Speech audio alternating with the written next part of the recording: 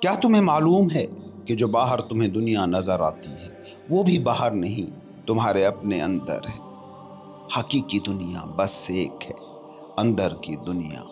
باہر کی دنیا فریب ہے، ہاں ویسا فریب نہیں جیسا تم سمجھ رہے ہو۔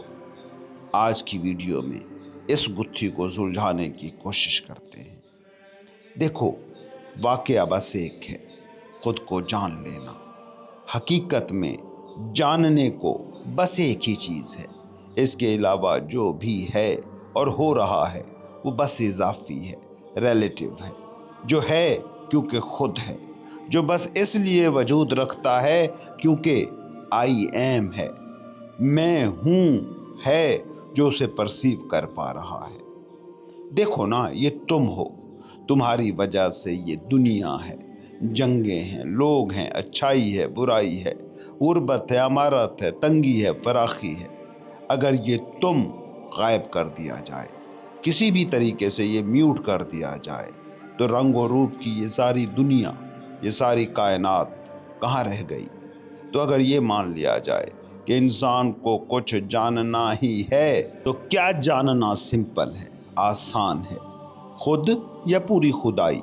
اور جو خود تک پہنچ گیا وہ خدائی کو ویسے ہی جان گیا، مطلب وہ کل کو جان گیا، بالکل ویسے ہی جیسے ایک قطرے کو سمجھ لینا پورے سمندر کا علم دے دیتا ہے۔ محل کی ایک اینٹ جان لینا پورا محل جان لیا جانا ہے۔ صرف اپنے ذہن کے کام کرنے کے طریقے سمجھ لیے تو سارے انسانوں کا ذہن جان لیا گیا۔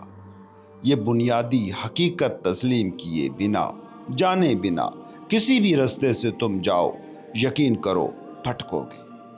یہ جو خود آگہی ہے، یہ پوری کائنات کو سمجھنے کی کنجی ہے۔ اس بات کو سمجھیں کہ اپنے آپ کو جاننا، دماغ کے طریقوں کو سمجھنا، انا کے ہونے کے ڈھنگ کو پا جانا، یہ کوئی چھوٹا واقعہ نہیں ہے۔ اپنے آپ کو جان لینا قریب پوری کائنات کو جان لینے جیسا ہے۔ ارسطو نے کہا تھا، knowing yourself is the beginning of all wisdom۔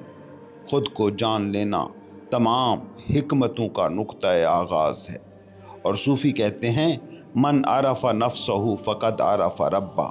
جس نے اپنے آپ کو پہچان لیا، اس نے اپنے رب کو پہچان لیا۔ اس کا بھی وہی مطلب ہے جو ارسطو کہہ رہا ہے۔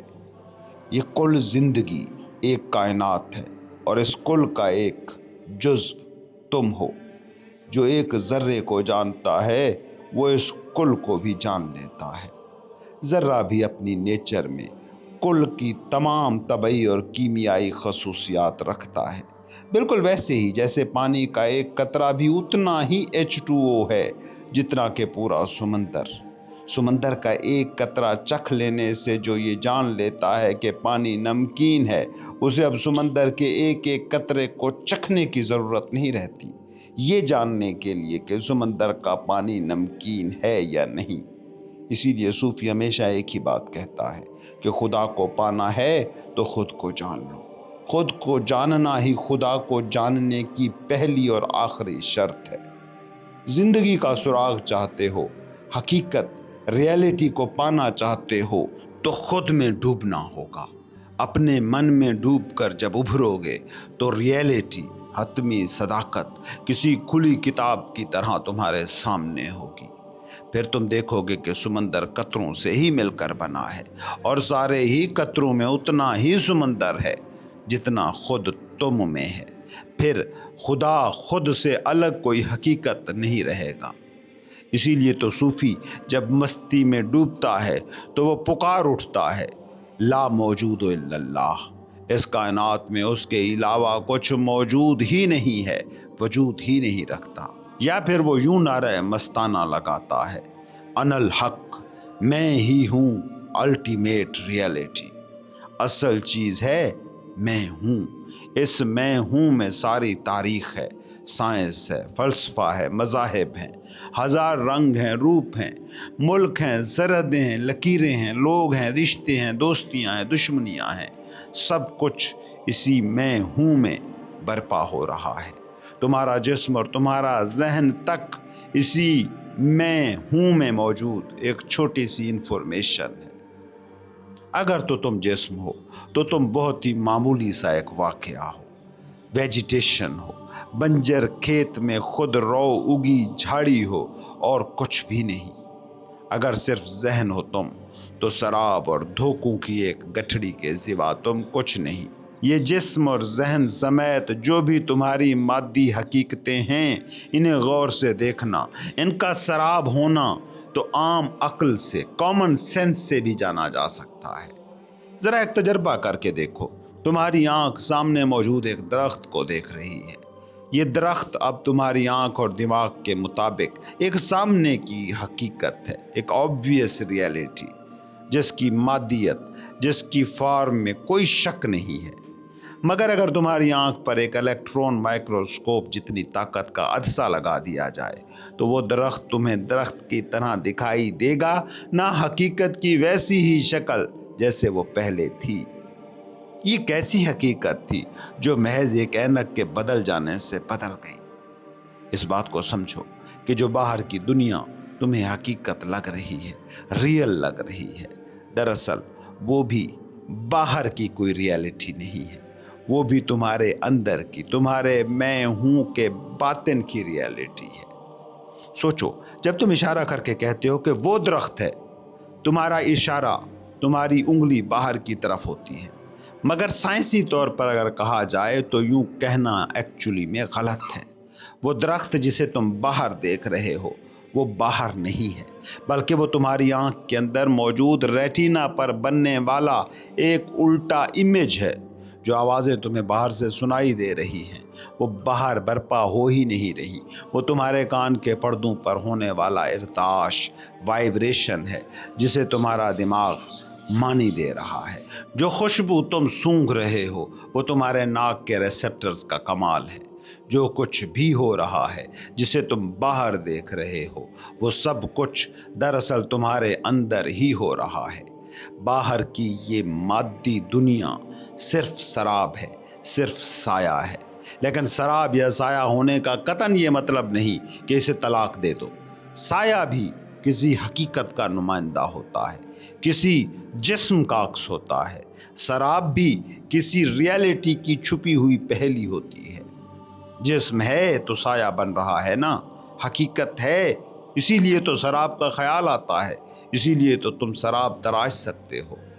جسے تم انلائٹنمنٹ کہتے ہو وہ اور کچھ نہیں، سائے اور جسم، حقیقت اور سراب کے اس تعلق کو سمجھ جانا، یہ ہے انلائٹنمنٹ۔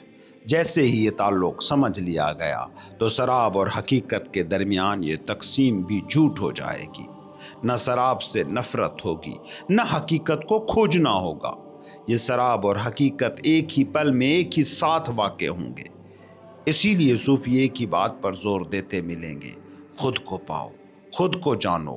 دنیا سے نہ نفرت کرنی پڑے گی، نہ دنیا میں وہ کوالٹی رہ جائے گی کہ تمہیں بے ہوش کر دے۔